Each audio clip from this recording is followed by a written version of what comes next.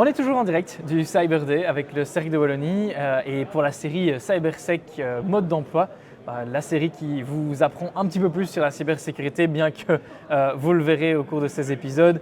Il y a beaucoup de choses à savoir et ça tombe bien parce qu'en termes de connaissances, on en a deux ici qui vont nous en parler. Et donc j'accueille sur notre plateau Céline Parenté, coordinatrice de projet à l'Infopol. Bienvenue Céline. Bonjour. Et son collègue allié Charlie Ferron, qui est coordinateur réseau pour le coup, Oui, et on a bien précisé réseau dans le terme networking, pas dans le terme infrastructure, c'est quand même important de le préciser.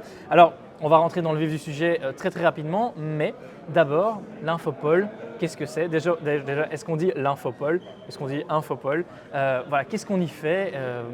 Tu vois, qui veut répondre? Donc, on dit bien Infopol, mais sans accent sur le haut. D'accord. C'est important de le dire. Et donc, l'Infopol, nous, notre rôle, c'est vraiment de fédérer les acteurs du numérique entre eux. Et alors, maintenant, depuis quelques années, on est aussi opérateur officiel de la stratégie Digital Wallonia. Et donc, notre seconde ambition, en fait, c'est de sensibiliser les entreprises de la demande, mais justement, à la transformation digitale. Et avec, finalement, ces deux ambitions, on permet de mettre, finalement, en contact les entreprises expertes avec les entreprises qui ont besoin de se digitaliser. Super, donc on a vraiment ici un ensemble de ressources. Oui. On entend effectivement que le digital est important. Quid, Charlie, de la partie vraiment cybersécurité, qu'est-ce qu'on fait à l'Infopol pour… Comme l'a dit Céline, donc l'Infopol, c'est le référent numérique pour l'un des référents numériques pour la stratégie numérique Digital Wallonia, qui comporte plusieurs programmes, dont un programme entièrement dédié à la cybersécurité. Et dans le cadre de ce programme-là, l'Infopol met en place toute une série d'activités, de réseautage, de maillage, de sensibilisation à l'importance de la cybersécurité pour les PME, TPE, pour les entreprises du secteur de la construction, de l'agriculture, de toutes sortes vraiment de manière transversale. Okay. On adresse les thématiques numériques de manière transversale. Et l'objectif derrière, c'est d'accélérer l'adoption de technologies numériques par toutes ces entreprises, ces organisations, et les sensibiliser à l'importance de la cybersécurité. Et dans le concret, alors, qu'est-ce qu'on fait? Alors, j'allais te poser évidemment la question de l'objectif du programme, mais du coup, Voilà. tu m'as devancé et c'est top. Mais dans le concret, qu'est-ce qu'on fait dans ce programme justement pour atteindre cet objectif qui est quand même ambitieux? Parce que quand j'entends la transversalité des secteurs touchés, c'est quand même assez important. Comment est-ce qu'on s'y retrouve dans tout ça? Alors nous, notre rôle aussi, c'est de créer des synergies entre les différents programmes de la stratégie. Par exemple, cette semaine, c'est la Cyber Week. Il y a énormément d'activités et d'événements qui sont proposés. Mais tout au long de l'année, à l'Infopol, on va organiser des ateliers de sensibilisation dans le cadre, par exemple, de programmes plus orientés, comme tu l'as dit, sur le vertical, secteur. ouais. C'est ça. Comme dans le cadre de construction du futur ou d'industrie du futur. On vient expliquer justement l'importance de se protéger contre les cybermenaces en faisant intervenir des experts qui viennent faire des recommandations, démontrer aussi des use cases et alors on présente tout ce qui est aide et financement pour pousser justement les entreprises à passer le pas. Voilà. Sensibilisation. Sensibilisation chez nous Oui. d'ailleurs, Joli. Jolie. Voilà, Ouais. parce que l'objectif effectivement c'est premièrement sensibiliser, informer. Mais la deuxième partie, c'est de faire en sorte que les entreprises passent à l'action et donc sollicitent des aides qui sont disponibles en région wallonne comme le chèque cybersécurité et fassent appel par exemple à l'Infopol pour être mis en relation avec des experts labellisés qui pourront les accompagner par exemple dans la définition d'un audit en cybersécurité dans un premier temps. Tu parles d'information, est-ce que vous créez aussi du contenu ou vous diffusez de la connaissance sur ces différentes thématiques ou c'est plus de la sensibilisation? Est-ce que vous faites la différence entre les deux? Comment vous voyez un peu votre finalement diffusion de savoir? Alors nous, comme on a un réseau d'entreprises, un réseau d'experts, on s'appuie vraiment sur l'expertise de nos membres pour justement apporter en fait un contenu de qualité à ces entreprises qui ont justement besoin de s'informer dans un premier temps et de savoir comment ça fonctionne et quels sont finalement les leviers qu'ils peuvent activer. Mais en tant que réseau de référence aussi, on a un point de contact privilégié, donc n'importe quel type d'entreprise ou d'organisation qui cherche un partenaire numérique, que ce soit pour de la cybersécurité ou pour de l'infrastructure ou de l'implémentation de solutions ERP, de digitalisation, etc., peut faire appel à l'Infopol. Et nous, en fait, on peut caractériser son besoin et le transmettre à toute une série d'experts qui pourront répondre à sa demande et alors les diriger aussi vers, comme je l'ai déjà dit, les aides financières qui sont disponibles en région wallonne. Vous jouez l'entremetteur en fait. Oui, tout à fait. On est vraiment le trait d'union entre les entreprises non numériques, les entreprises du secteur numérique wallon, et j'insiste sur wallon parce que nous, l'objectif, c'est de faire la promotion de l'expertise locale et toutes les structures de l'écosystème numérique, que ce soit pour mettre en place des formations, financer des solutions numériques, développer des nouvelles solutions technologiques avec des centres de recherche par exemple. Donc voilà, c'est vraiment l'ensemble de l'écosystème qui est représenté au sein du réseau Infopôle. Alors j'imagine que du coup vous êtes très renseigné sur ces fameuses aides dont on entend parler depuis, je crois, 8 heures ce matin, littéralement. Mais quand même pour des entrepreneurs, c'est un peu compliqué à aborder. En fait, on n'a même pas conscience du nombre d'aides qui existent. Moi, j'aimerais profiter évidemment que vous soyez là pour en parler. Qu'est-ce qu'il existe comme aide pour les entrepreneurs qui souhaitent justement revoir leur cybersécurité, prendre action là-dedans? Est-ce qu'on peut faire un petit tour d'horizon avec vous là-dessus? Le premier point de départ, effectivement, c'est l'audit de cybersécurité. Et ça, le chèque cybersécurité a été conçu pour aider les PME, TPE à se faire accompagner par un expert et c'est financé à hauteur de 75%. Sur 3 ans. Apparemment, on en a déjà beaucoup parlé parce qu'il y a pas mal d'experts labellisés ici au salon. Alors ça, c'est pour la partie audit. Donc l'entreprise ressort de là avec un plan d'action cybersécurité. À côté de ça, il y a un autre outil qui a été mis en place par un partenaire de l'Infopôle qui est Wallonie Entreprend, qui est bien connu de l'écosystème aussi. Il doit être ici quelque part. Il doit être quelque part par là, voilà.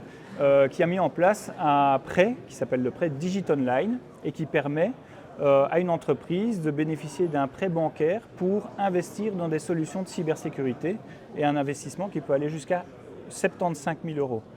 Et donc, et on a la partie diagnostic, plan d'action, et quand il faut passer à l'implémentation des solutions de cybersécurité ou tout type de solutions numériques, il y a ce prêt DigitOnline qui existe également. Et donc, nous, on sert de nouveau d'entremetteur et on cherche à faire connaître aussi toutes les aides qui sont disponibles pour favoriser le développement du numérique en région wallonne. Il y en a d'autres des aides ou... Ce sont les deux principales que l'on connaît et sur lesquelles on travaille, qui sont très complémentaires d'ailleurs. Après, il existe certainement d'autres leviers, mais qui sont plutôt via des invests ou des investissements privés. Mais là, vraiment, Wallonie Entreprend, qui est un partenaire de l'Infopôle, met en place ce type de... C'est ça. J'imagine en effet qu'il y a certainement aussi des aides plus spécifiques à un secteur, parce qu'on parle de transversalité. J'imagine qu'aussi, je ne sais pas moi, des fermes un peu plus industrielles ou un peu plus poussées au niveau IT sont certainement susceptibles de faire appel à tout ça.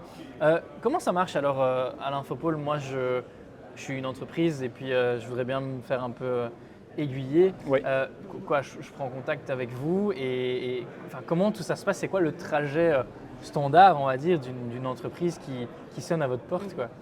Alors sur les événements, souvent on a toujours un petit QR code qu'une entreprise peut facilement scanner et du coup avoir nos coordonnées et nous envoyer un mail. Sinon le trajet un peu plus traditionnel, une entreprise qui nous découvre, c'est se connecter sur notre site internet.